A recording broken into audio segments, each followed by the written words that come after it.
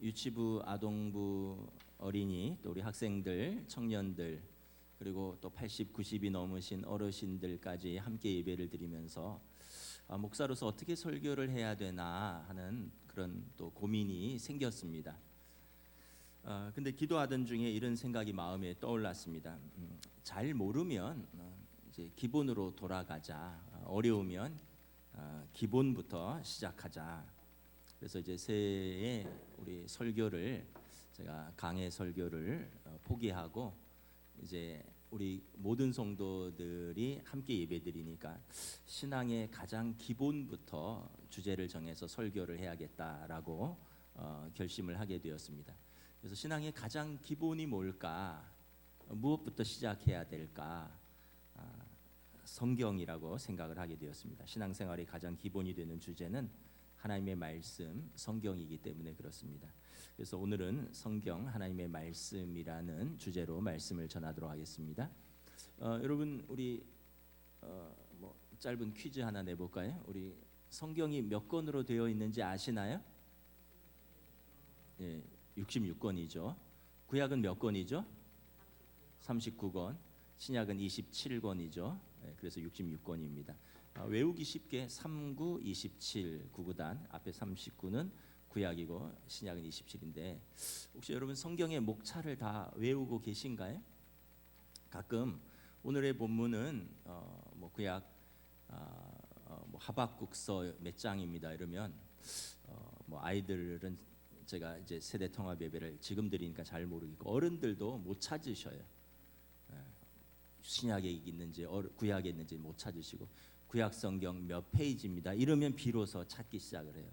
그래서 조금 우리가 신앙생활을 평생 모태신앙으로 또는 수십 년간 해왔는데 성경이 우리 신앙생활의 텍스트인데 앞부분에 있는지 뒷부분에 있는지 신약에 있는지 구약에 있는지 정도는 알아야겠다. 어른들도 이번 기회에 다시 한번 성경의 목차를 좀 아셨으면 좋겠습니다. 우리 교회학교 학생 중에 성경 목차를 다 지금 할 수 있는 학생들 있나요? 아동부도 그렇고 학생부도 그렇고 성경 목차를 신구약을 다 할 수 있다. 그러면 목사님이 상을 주려고 합니다. 신구약 성경 목차 다 할 수 있는 사람 우리 아동부 학생부 중에서 찬스 카카오톡으로 음료수와 케이크를 쏘겠습니다. 아마 어른들도 조금 헷갈리실걸요? 우리 교회 학교. 자, 한번 여러분 제가 해볼 테니까 한번 리마인드 해보시고 같이 한번 해볼까요? 시작. 창세기, 출애굽기, 레위기, 민수기, 신명기, 여호수아, 사사기, 룻기, 사무엘 상하, 열왕기, 상하, 역대상하, 에스라, 느헤미야, 에스더, 욥기, 시편, 잠언, 전도서, 아가, 이사야, 예레미야, 에가, 에스겔, 다니엘, 호세아, 요엘, 아모스, 오바다, 요나, 미가, 나움, 하박국, 스바냐, 학개, 스가랴, 말라기. 마지막 두 줄에서 좀 헷갈리죠, 그죠? 신약 한번 해볼까요? 신약은 훨씬 쉽죠. 시작. 마태, 마가, 누가, 요한, 사도, 로마, 고린도 전, 고린도 후서, 갈라디아, 에베소, 빌립보, 골로새, 데살로니가, 전후, 디모데전, 디모데후서, 디도, 빌레몬, 히브리, 야고보, 베드로, 전후, 요한, 1, 2, 3, 4, 유다, 계시록. 네, 여러분 이거는 이제 교회마다 버전이 좀 다른데 참고로 저는 제가 아동부 때 배운 버전입니다. 아마 이게 마태, 마가, 누가, 요한, 사도, 행전, 로마서 이렇게 가르치는 교회도 있고요. 저희 교회는 사도, 로마, 고린도전 이렇게 배우기도 했고, 중요한 거는 이게 제가 신학교 가서 배운 게 아니라는 거예요. 언제 배웠을까요? 아동부 때 배웠습니다. 아동부 때. 그래서 여러분, 우리 성경 목차송을 이번 기회에 우리 교인들도 외웠으면 좋겠습니다. 이게 가장 기본입니다. 구구단 외우듯이, 가나다라 배우듯이.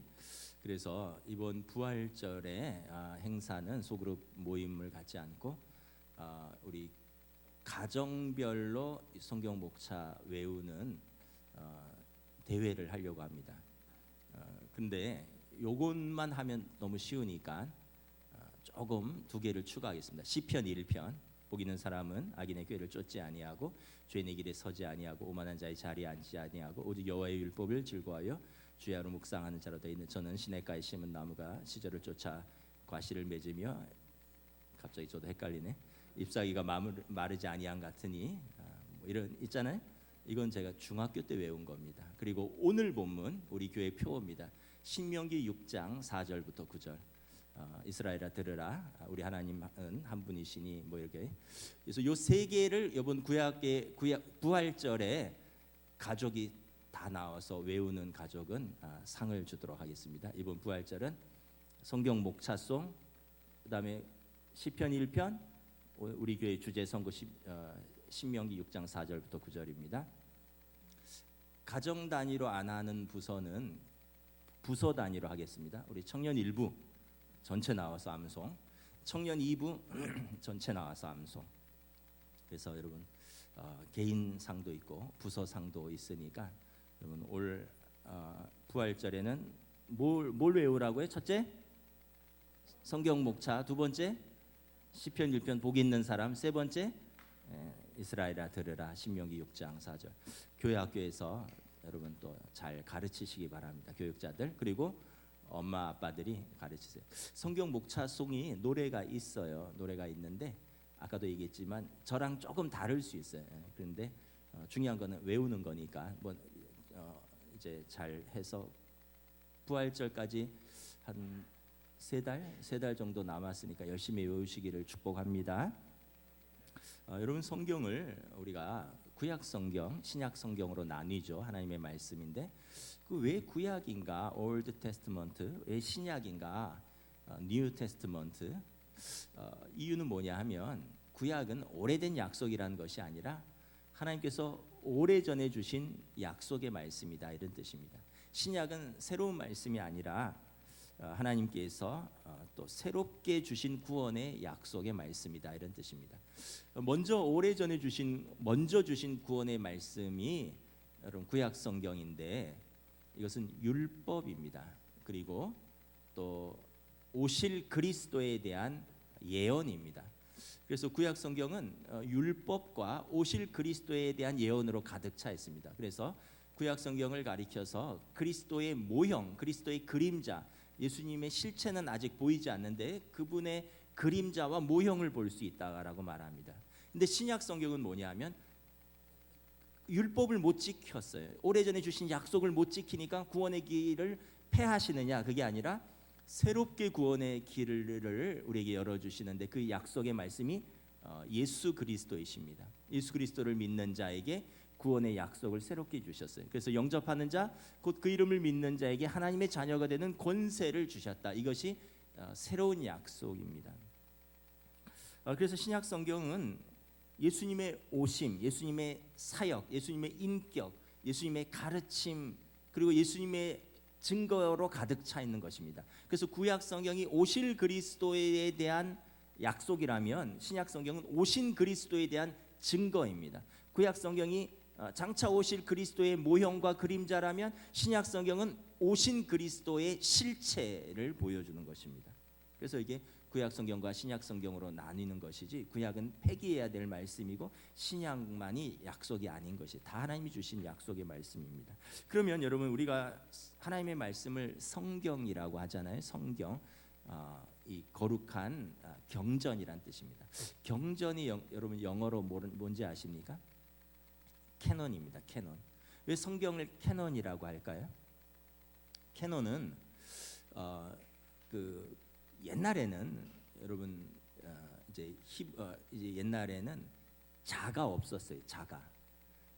자를 어떻게 측량을 해야 되잖아요. 물건을 잰다든지 건축을 할 때 측량을 해야 되는데 지금처럼 정확한 줄자가 없으니까 갈대를 꺾어서 갈대를 일정하게 잘라서 그것을 국가가 관리했습니다. 그래서 요만큼은 얼마의 길이다. 이 갈대자를 카논이라고 했습니다. 카논. 그래서 캐논은 잣대라는 뜻입니다. 측량할 수 있는 어떤 규정이라는 뜻입니다. 그래서 이 캐논은 그리스어 카논에서 나온 건데 이것은 갈대자, 영어로 캐논은 규범, 규정, 원칙, principle 이런 뜻입니다. 성경은 그래서 우리 인생에서 인생의 길을 갈 때 규정이라는 뜻입니다. 우리 인생의 길을 갈 때 잣대라는 뜻입니다. 그래서 성경을 규범, 규정의 뜻을 가진 캐논이라고 부르는 것입니다. 여러분, 우리가 길을 찾을 때 두 가지를 참고합니다. 하나는 지도고요, 하나는 나침판입니다. 물론 요즘은 내비게이션을 참고하는데 내비게이션은 지도를 입력한 것이죠. 지도를 컴퓨터에 입력하고 그리고 이제 수신자의 위치를 위성으로 실시간으로 받아서 입력된 지도와 그 수신자의 위치를 비교해서 길을 안내하는 것이 내비게이션입니다. 그런데 지도의 특징이 뭐냐하면 보기는 편한데 변화를 다 반영하지는 못한다는 거예요. 여러분, 옛날에는 산이었는데요, 어느 날 길이 뚫렸어요. 그래서 내비게이션을 업데이트하지 않으면 서울 양양 가는 그 새로운 고속도로가 그 차량의 내비게이션을 업데이트하지 않으면 산으로 가는 걸로 나와 있습니다. 왜냐하면 그 길이 새로 뚫렸기 때문에 그렇습니다. 예전에는 논밭이었는데 작년에는 올해는 아파트가 들어섰어요. 그래서 지도는 특징이 보기는 편한데 일정한 간격으로 업데이트를 해줘야 됩니다. 그래야지 올바로 길을 찾을 수 있습니다. 그 지도의 특징입니다. 보기 편한데 변화를 다 반영하지 못한다. 길을 찾는 또 한 가지 방법은 나침반을 활용하는 것입니다. 군대에 가면 두 가지를 배우죠. 똑똑법, 지도를 읽는 법하고 나침반을 활용하는 법을 배웁니다. 특별히 여러분 그 특전사라든가 뭐 또 어떤 수색대대, 해병대 같은 부대들은 전시에 적진 깊숙이 침투해서 낯선 곳에 떨어져서 거기서 적의 후방을 교란하거나 아니면은 아군의 교두보를 확보해야 되기 때문에 완전히 낯선 지역으로 떨어져서 찾아오는 훈련을 합니다. 비행기 타고 가다 낙하산으로 떨어뜨리기도 하고요. 그런데 이때는 지도가 별 의미가 없어요. 왜냐하면 한밤중입니다. 깊은 산속입니다. 망망한 바닥 한가운데입니다. 여기서 여러분 지도를 어떻게 볼 수 있습니까? 밤에 지도가 보입니까? 밤에 식별할 수 있나요? 그때는 나침판을 활용해야 됩니다. 왜냐하면 나침판은 항상 붉은색 바늘이 진북을 향하고 있기 때문에 그렇습니다. 그래서 나침판을 키면 내 위치가 어디에 있구나, 우리 부대는 어디에 있구나, 우리가 만나야 할 지점은 어느 방향이구나, 그래서 우리가 돌아야 가야 할 지점은 어느 지점이구나, 이거를 분명하게 알 수 있는 것입니다. 그래서 이 나침판은 단점은 좀 약간 애매해요. 그런데 확실한 것은 방향을 분명하게 제시하고 이게 시간과 장소에 관계없다는 거예요. 밤에 봐도 항상 진북을 가르치고 낮에 봐도 그렇고 산에서도 그렇고 들판에서도 그렇고 바다 한가운데서도 나침판은 항상 진북을 가리킵니다. 여러분, 우리 인생에서 지도는 뭐고 나침판은 뭘까요? 지도는 이 시대를 살아가는 이데올로기나 또는 체제 또는 문화 같은 것들입니다. 어떤 나라는 민주주의나 시장경제라는 지도를 선택했습니다. 어떤 나라는 공산주의나 사회주의 또 국가가 계획하고 통제하는 경제 시스템을 라는 지도를 선택했습니다. 여러분, 특별히 정치와 문화는 시대나 또 공간에 따라서 다릅니다. 민족에 따라서, 나라에 따라서, 시대에 따라서 각기 선택한 지도가 달라요. 그리고 심지어 민감하고 신속하게 바뀌기도 합니다. 여러분, 현실에서도 우리가 경험하고 있지 않나요? 우리가 분명히 체제와 영토와 국민은 똑같은데 지난 정부와 이번 정부는 상당히 다르다는 걸 알 수 있죠. 왜냐하면 사람이 바뀌었는데 지도가 바뀌는 겁니다. 로드맵이 바뀌는 거예요. 그래서 지도는 여러분 우리의 완전한 인생길의 참고서라고 할 수 없습니다. 나침판을 볼 줄 알아야 됩니다. 100세 시대에 이렇게 자주 변하는 지도로 우리 인생길을 맡기고 걸어갈 수 없습니다. 성경은 말합니다. 너희는 이 세대를 본받지 말고 오직 마음을 새롭게 함으로 변화를 받아 하나님의 선하시고 기뻐하시고 온전하신 뜻이 무엇인지 분별하도록 하라. 인생의 나침판이 필요합니다. 시대와 공간, 장소에 또 사람에 따라 변하지 않는 항상 진북을 가리키고 있는 원칙 규범이기 때문에 그렇습니다. 그래서 성경을 캐논이라고 하는 것입니다. 하나님의 말씀이 우리 인생의 길을 밝히고 인도한다는 것입니다. 시편 기자는 고백합니다. 주의 말씀은 내 발의 등이요 내 길의 빛이니이다. 어두운 길을 갈 때 내 발을 비추는 등이 되고요 내 길의 빛으로 내 길을 인도한다는 것입니다. 하나님의 말씀이 한국교회 초대 한국교회 역사에 잘 알려진 맹인 전도자가 있습니다. 백사겸 선생님이라는 분입니다. 맹인 전도자예요. 이분은 신통한 능력이 있어서 일제시대에 용한 점장이로 이름을 남기면서 점을 쳐서 많은 돈을 벌었습니다. 근데 이분 마음에 항상 갈등이 있었어요. 내가 앞을 못 보는 내가 사수를 써서 눈뜬 사람들의 길을 인도해서 돈을 버는 것에 대한 어떤 죄책감 같은 것이 항상 있었습니다. 그리고 이것을 가지고 번민하고 있었습니다. 그러던 중에 누군가가 성경을 전해줬고 예수님을 소개했습니다. 그리고 그분이 꿈에 예수님을 만났어요. 근데 소경이니까 성경을 읽을 수가 없잖아요. 그래서 아내에게 성경을 읽어달라. 그리고 그 성경을 전도인에게 받은 성경을 아내가 읽어주면서 그 내용의 감화를 받아서 회개했습니다. 그리고 즉시 점치는 일을 멈추고 그 당시 이제 남감리교의 선교사를 찾아가서 예수님을 믿기 시작했습니다. 그러면서 고민이 시작됐어요. 회심된 이후에 그동안 내가 사술로 점을 쳐서 번 이 막대한 돈을 어떻게 해야 될까 하는 그런 고민이 시작되었습니다. 그런데 그러던 중에 이분이 맹인이니까 어느 날 도둑이 들어서 그 집의 중요한 큰 재산들을 다 훔쳐가 버렸어요. 백사겸 선생님이 이렇게 고백합니다. 하나님께서 내 기도를 들어주셨다. 사술로 불이하게 번 재산을 불이하게 잃었으니 당연한 귀결이라.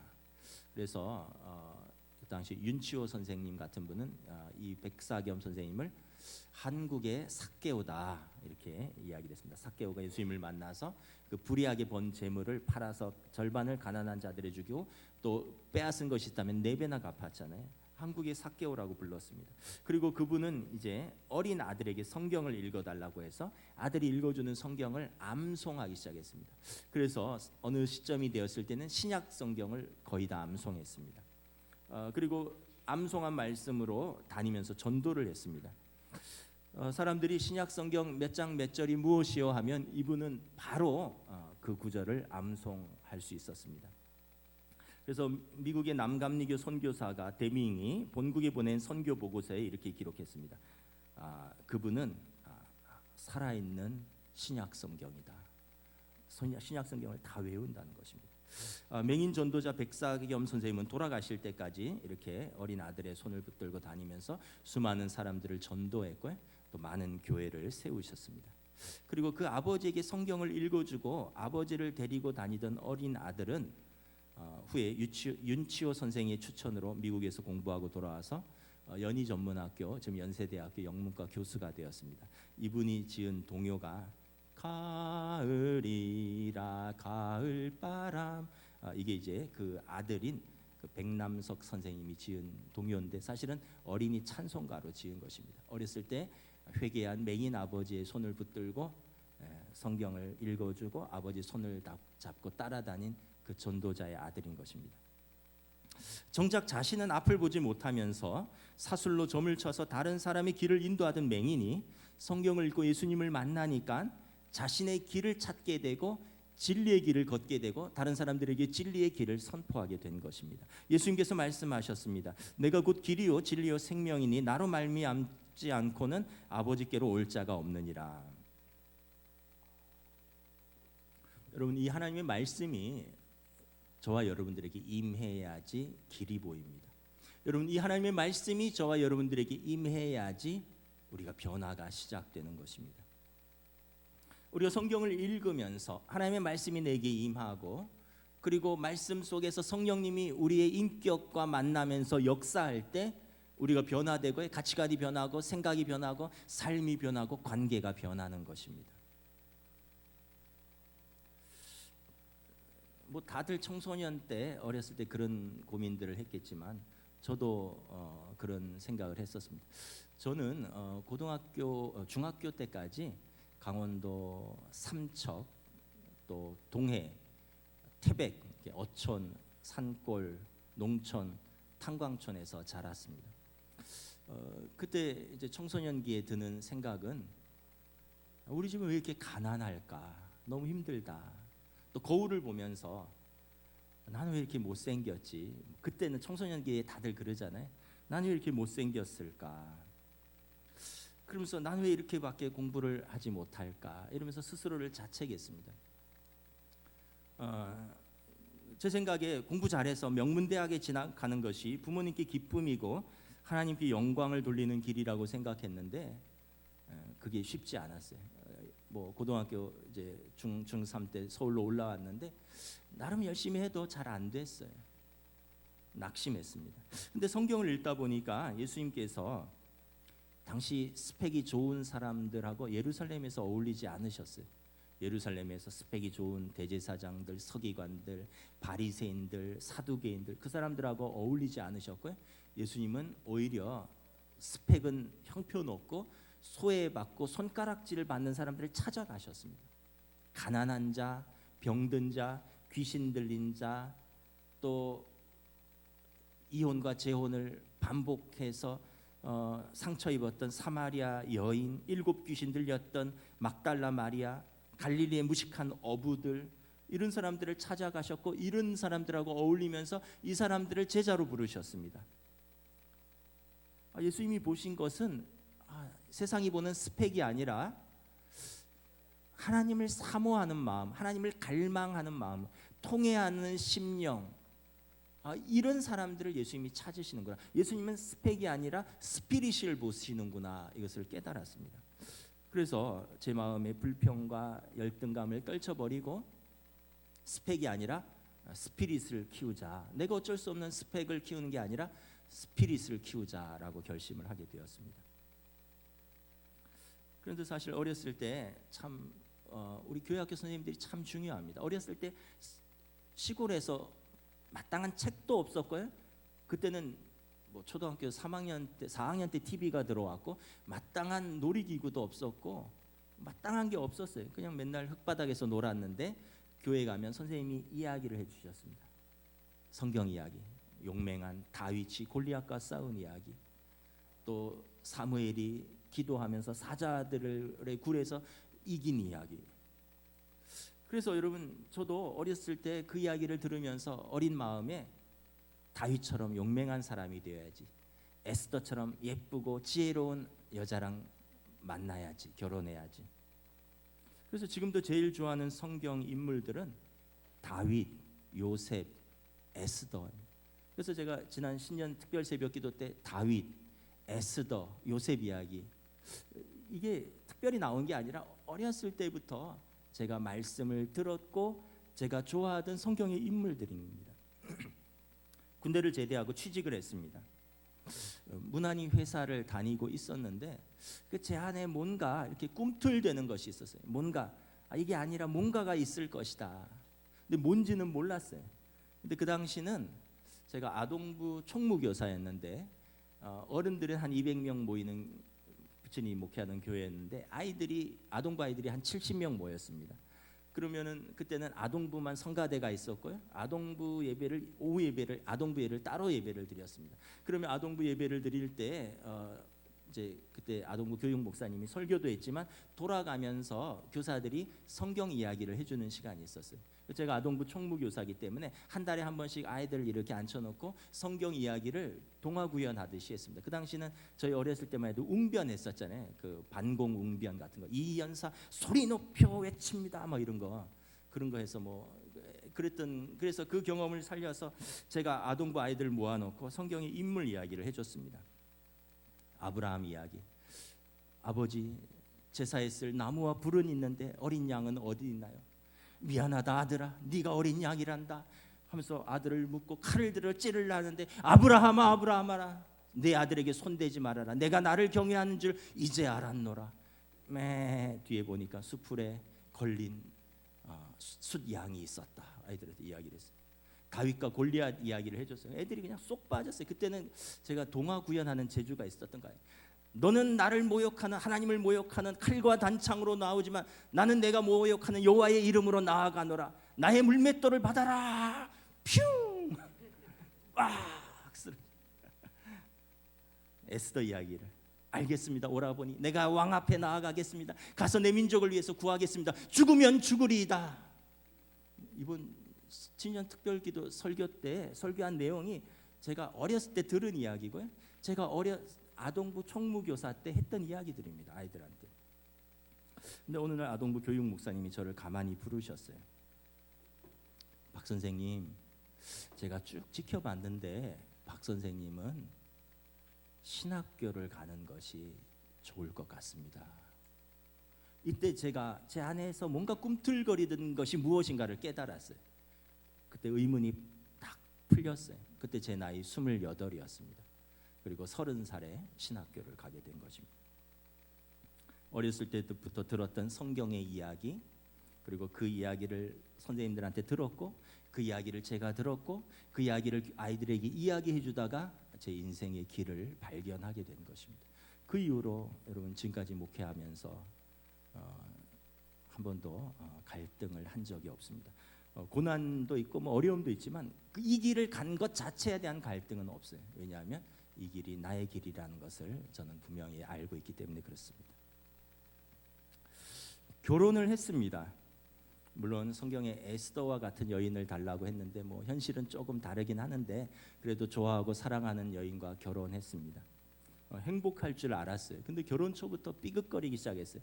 성격 차이도 있었고요. 또 부모님하고 갈등도 있었습니다. 또 저도 결혼을 준비해서 한 것은 아니에요. 그냥 좋아서 결혼했는데 현실은 생각보다 어려웠어요. 잘 극복을 못했습니다. 여러 번 가정이 깨질 뻔했습니다. 한번 부모님하고 식당에서 밥 먹다가 의견 충돌로 식당에서 막 책상을 치면서 소리를 지르고 자리를 뛰쳐나왔습니다. 나와! 다시는 안 보겠어. 저도 그랬던 사람이었습니다. 못난 아들이었고 못난 남편이었습니다. 아이들을 셋이나 낳았습니다. 저는 아이들을 너무 예뻐하고 좋아했어요. 근데 아이들을 제 방식대로 사랑했습니다.